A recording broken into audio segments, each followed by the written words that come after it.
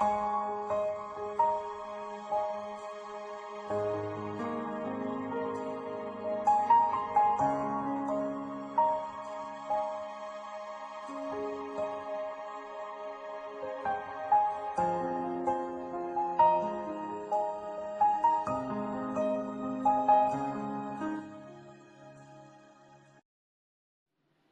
the Lord! Isang pinagpala at masayang araw po sa inyong lahat.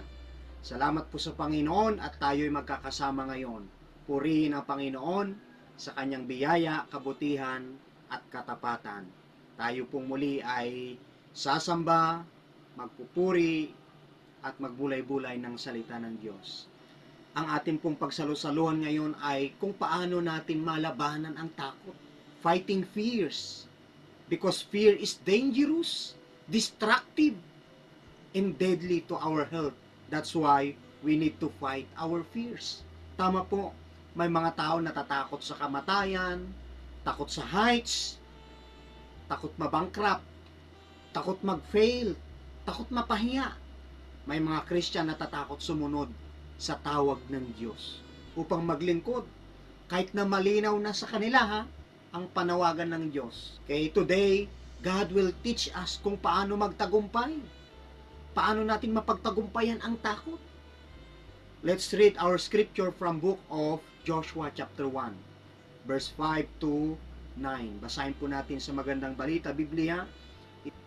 Ito po yung time na si Moises ay namatay na at si Joshua na po ang hahalili para pangunahan ang mga Israelita papunta sa lupang ipinangako ng Panginoon sa kanila.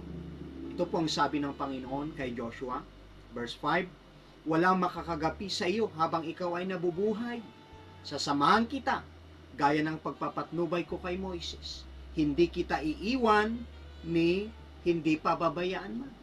Verse 6, magpakatatag ka at lakasan mong iyong loob, sapagkat ikaw ang mamumuno sa bayang ito, sa pagsakop nila sa lupaing ibibigay ko sa kanila, ayon sa aking pangako sa inyong mga ninuno. Verse 7, basta't magpakatatag ka at lakasan mong iyong loob. Sundin mong mabuti ang buong kautosang ibinigay sa inyo ni Moises. Huwag kang susuway sa anumang nakasadong at magtatagumpay ka saan ka man magpunta. Verse 8, huwag mong kaliligtang basahin ang aklat ng kautosan. Pagbulay-bulayan mo iyon araw at gabi upang matupad mo ang lahat ng nakasaad doon. Sa ganoon, magiging masagana at matagumpay ang iyong pamumuhay. Last verse, tandaan mo ang bilin ko, magpakatatag ka at lakasan mo ang iyong loob. Huwag kang matatakot o mawawalan ng pag-asa, sapagkat akong si Yahweh na iyong Diyos ay kasama mo saan ka man magpunta. This is the word of the Lord, pinagpala na po niya. Tayo po ay manalangin. Heavenly Father, thank you so much for this opportunity once again na kami ay makapagbulay-bulay ng iyong banal na salita. O God, I humbly ask and seek your wisdom and guidance as we study your words today. Help us to understand the scriptures and apply them into our lives in the name of Jesus. Speak to us, Father. Manifest your power. Manifest your glory. Hallelujah. O God, I admit that without you, I am nothing. Umaamin po ako, Panginoong Jesus, na kung hindi po ninyo ako sasamahan, ay wala po akong magagawa. Anoint me, Father. Empower me as I preach. This I pray in the mighty, mighty name of Jesus, our Lord and Savior. Amen. Kapatid, mga minamahal, what do you fear about your life? Ano po bang ating kinakatakutan sa buhay na ito? Natatakot ka mamatay? Maputulan ng kuryente, ng internet, tubig? Okay? Kapatid, si Jesus Christ hindi natakot sa kamatayan. Hinarap niya hanggang kamatayan sa krus. Wala sa kanyang pagtuligsa, wala sa kanyang paglapastangan, ang pagpapahiya. Inignore niya po lahat na iyon for the sake of you and me. Hallelujah. As a person, the biggest enemy is fear and disappointment. Fear is the spirit of stealing, destroying, and killing. Yan ay magnanakaw, maninira, at pumapatay ng pag-asa. Yan po ang ginagawa ng takot. Kapatid, Fear tries to grab hold of us and limit us every day. Fear is an open door that brings disaster sa mga buhay natin. Fear attracts failure, but faith attracts success, victory, and peace. Hallelujah. So both fear and faith are spiritual forces po ito. May puwersa. So bilang mananampalataya, bilang Kristiyano, kailangan mong ma-overcome ang takot, kapatid. Dahil hindi yan ang makakatulong sa iyo. Habang ang iba ay natatakot, nangangamba, nababalisa, naliligalig because of many bad news or bad situations na kanilang napapakinggan sa labas, napapanood, o nararanasan, dapat firm pa rin, kapatid, ang ating pananampalataya. Amen? Dapat kalmado ka lang, relax ka lang. Why? Because God is in charge. He is in control of everything. Amen? Dahil ang takot, magnanakaw yan, nanakawin niya ang kapayapaan, kagalakan, kapahingaan mo.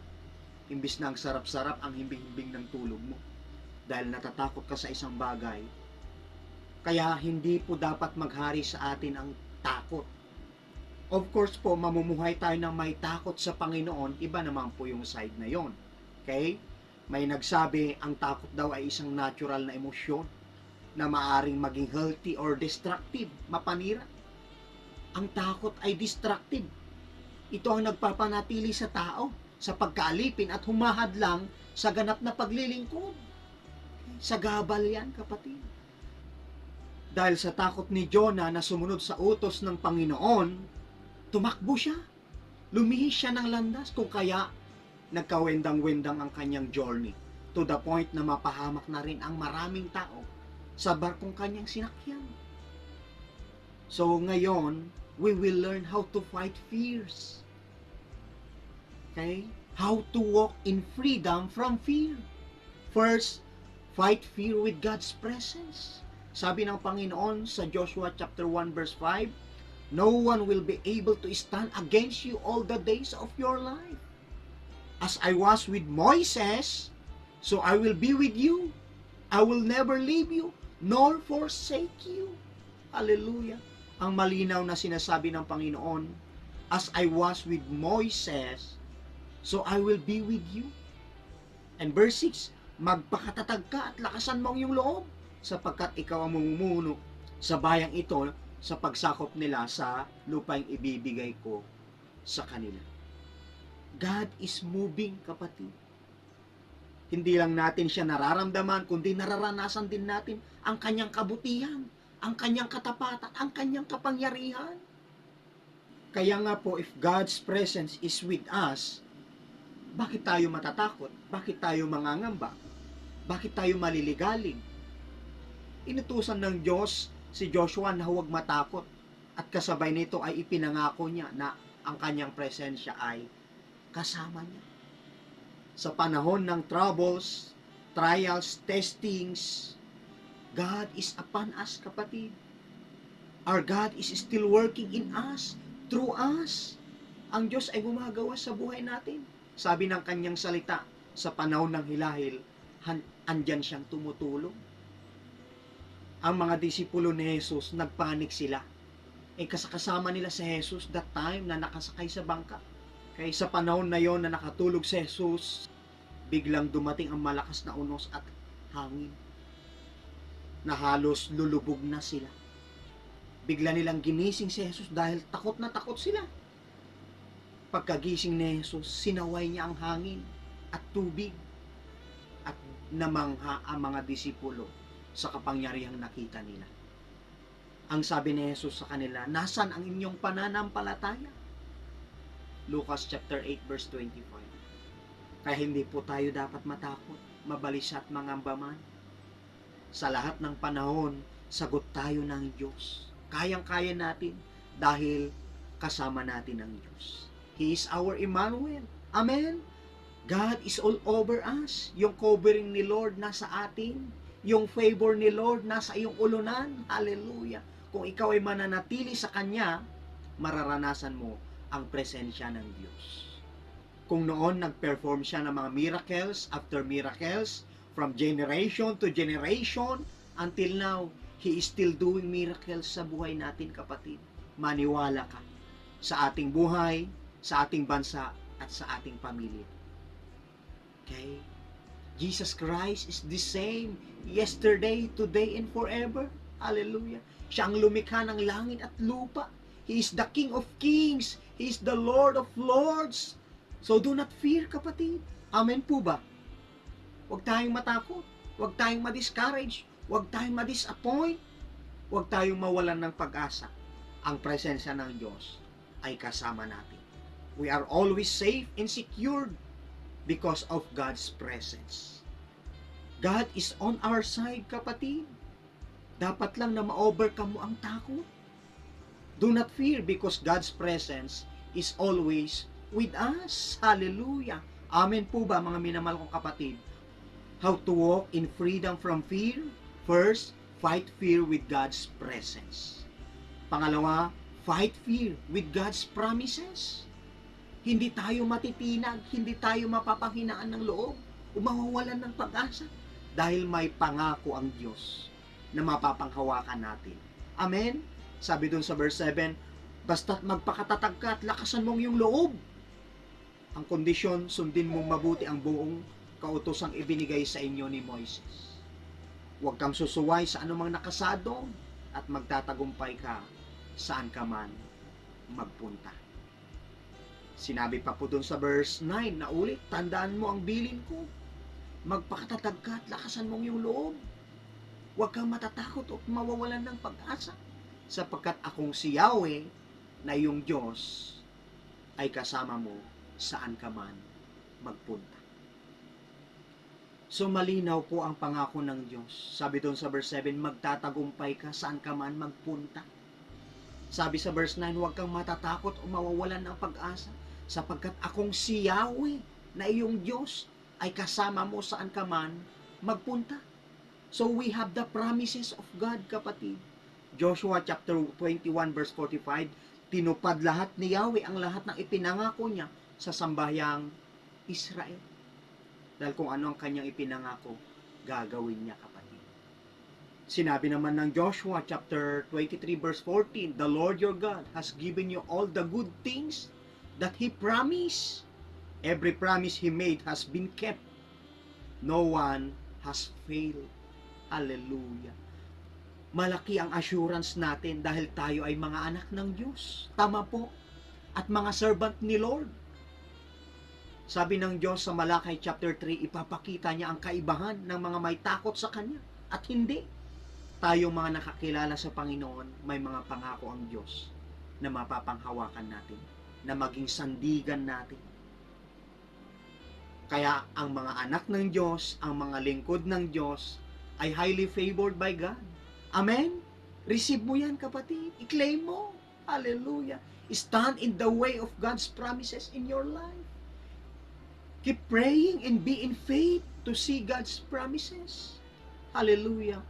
Pray for God's promises to be fulfilled in your life, in your family, in your job, in your ministry, even to our nation. Don't give up, kapatid. Faith believes that God is willing and able to fulfill His promises. Sa iyo at sa atin, sa akin, sa ating lahat. Ang pananampalataya ay naniniwala na ang Diyos ay handa at kayang tuparin ang kanyang mga ipinangako, kapatid. Romans chapter 4 verse 21, lubos siyang naniwala na tutuparin ng Diyos ang ipinangako nito. Si Abraham at ni Sarah. Naniwala sila sa ipinangako ng Diyos. Bagamat matanda na sila, baog pa si Sarah, but still, pinanghawakan nila ang ipinangako ng Diyos. Salamat at mayroon po tayong Diyos na buhay. I believe anuman ang ating nararanasan, kayang-kaya natin malabanan. At tiyak, magtatagumpay tayo dahil kasama natin ang Diyos. Sasamahan niya tayo. Yun ang kanyang ipinangako. Amen? The promises of God's Word are our weapons to fight fear. Okay? The truth sets us free from fear. Walang agam-agam, walang pangangamba. The fear of failure can be defeated with promises of success. Kaya manalig ka lang, kapatid, manampalataya ka lang. Okay? Huwag natin paghariin ang espiritu ng takot sa ating buhay. May mga tao nagbukas ng kanilang business. Okay? Hindi nag-prosper. Ngayon, natakot sila na mag-umpisa ulit. E paano kung magtatagumpay ka na, kapatid? Mayroong hindi pumasa sa exam. Ngayon, natatakot ng sumubok ulit. Baka bumagsak. What if makapasa ka na, kapatid? May mga binata at tumanda na rin na busted sa panliligaw. Dahil napahiya, natatakot na ulit sumubok. What if season mo na, kapatid? At ibinibigay na ni Lord yung para sa'yo na hinihiling mo. In times of trials and testings, the promise of God assures us, kapatid. Sinabi ng Diyos, Isaiah chapter 43 verse 1 to 3, huwag kang matakot sapagkat ililigtas kita. Tinawag kita sa iyong pangalan. Ikaw ay akin. Kapag dumaan ka sa malalim na tubig, sasamahan kita. Tumawid ka man sa mga ilog, hindi ka malulunod. Dumaan ka man sa apoy, hindi ka masusunog. Hindi ka matutupok, sapagkat ako si Yahweh, ang iyong Diyos. Siya ang Diyos natin, kapatid. Okay, ang mga nagtitiwala sa Kanya, nananampalataya sa Kanya according to Romans, ay hindi mapapahiya. God's protection upon us. His word is our guiding light. His word is forever true. He is faithful to His promises. Matthew chapter 25 verse 35, heaven and earth will pass away, but by His word will still remain. Isaiah chapter 40 verse 8, ang damoy nalalanta at kumukupas ang mga bulaklak. Ngunit ang salita ng ating Diyos ay mananatili magpakailanman. Hallelujah. Kapatid, panghawakan mo ang salita ng Diyos. I encourage you. I challenge you. For what He said, He will do it. Gagawin yan ng Panginoon. Do not fear sa anumang sitwasyon na kinakaharap mo ngayon. Kung ikaw ay may sakit karamdaman, pagagalingin ka ni Yahweh, kapatid. Kung ikaw ay walang-wala, God will provide. Kung ikaw ay nanghihina, nalulungkot, magalak ka. Rejoice, because the joy of the Lord is our strength. Hallelujah. Trust in God's promises, kapatid.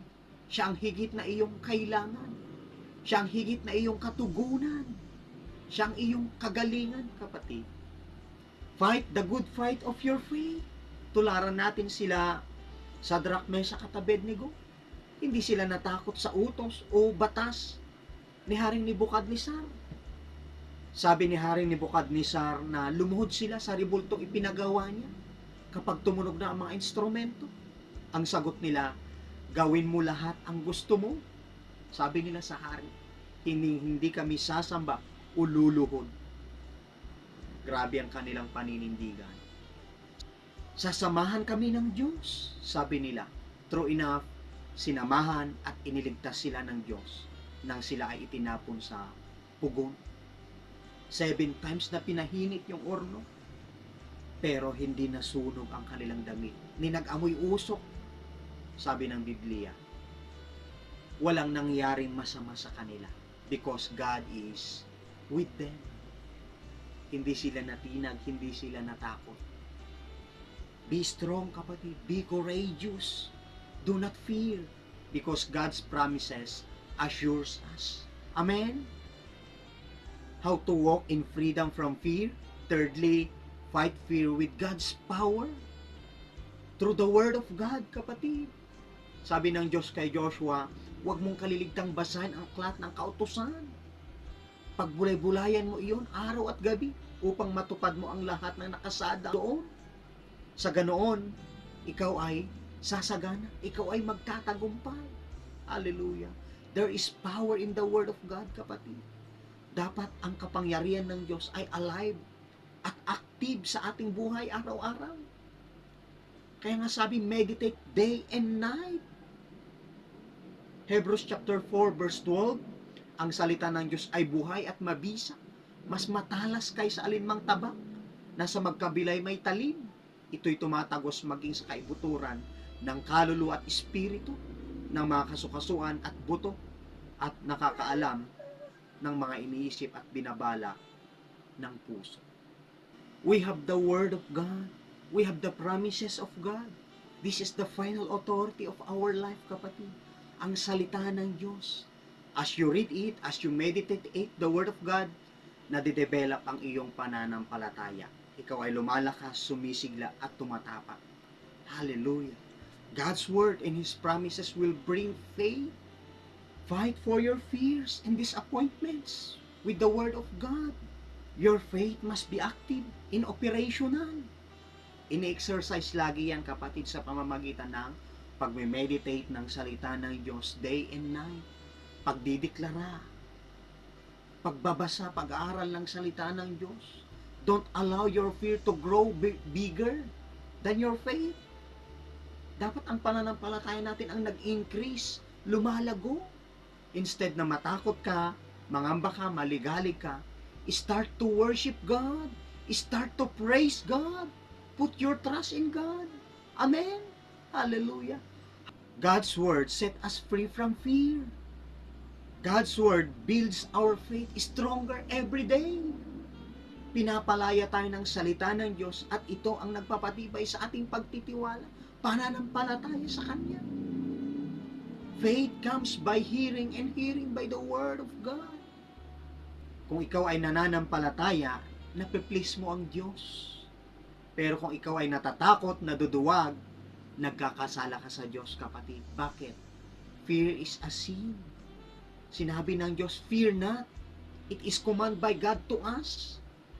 From Genesis to Revelations, 365 na paulit-ulit sinasabi, fear not. It means daily po, araw-araw. Kaya sa buhay natin araw-araw, walang puwang ang takot kung tayo ay nagpapahalaga sa salita ng Diyos at pinanghahawakan ang kanyang mga salita, ang kanyang mga pangako. Tama po, sa panahon na ikaw ay natatakot, nangangamba, come and go to the Word of God, into His presence, para magkaroon ka ng pag-asa, pananalig, tibay ng loob, tapang. Panghawakan mo ang salita ng Diyos, kapatid. Dahil ang kanyang salita ay maaasahan. Ang kanyang salita ay makapangyarihan. Hallelujah. Despite sa lahat ng marami nating napapagdaanan, kailangan po natin ang salita ni Lord. Na siyang panuntunan natin, na siyang gabay natin, na siyang tanglaw ng ating buhay. Take note po ha, dumadaan lang po tayo sa mga sitwasyon ng buhay, mga problema. Kasi it is temporal ang mga bagay na yan. Kaya wag na wag ka nang matakot, kapatid. Ipaglaban mo ang iyong pananampalataya. Hallelujah. Marami pong Christians, believers, ang dumaranas ng spiritual na pagkawasak sa panahon ng mahihirap na panahon. Ngunit ang salita ng Diyos ang siyang matibay na pundasyon para sa atin, anuman ang ating paghirap na ating haharapin. Ang problem, marami pong mananampalataya, pag dumating sa matinding pagsubok, umaalis na sila, umaayaw na sila, nawawala na sila sa Panginoon. Hindi na sila nagsisimba, hindi na sila dumadalo sa mga gawain, sa mga gatherings, prayer meetings. Discouraged na, disappointed na. Bakit? Kulang kasi sa salita ng Panginoon. Make a decision to prioritize God's Word in your life. God's Word is a principal thing in every believer. Kailangan na kailangan natin. Mahalagang bagay ang salita ng Diyos. We praise God dahil sa muling pagkabuhay ni Jesus, nagkaroon ng halaga ang kanyang salita sa atin. Ang ating pananampalataya ay malaking impact sa ating pamumuhay Kristiyano. The key to living free from fear is to rely on the Word of God, to rely on the promises of God, to rely on God's presence. Amen po ba? Look unto Jesus. He is the author and finisher of our faith. Malaking impact ang salita ng Diyos, kapatid. Malaking bagay ang iyong pananampalataya sa Kanya sa panahon ng crisis, sa panahon ng may pinagdadaanan sa buhay. Alalahanin mo lang, wala pong pagsubok, crisis na hindi kayang pagtagumpayin o tawirin ng isang nananampalataya at nagtitiwala sa Diyos. Basta kasama natin ang Diyos, sagot niya tayo. Amen?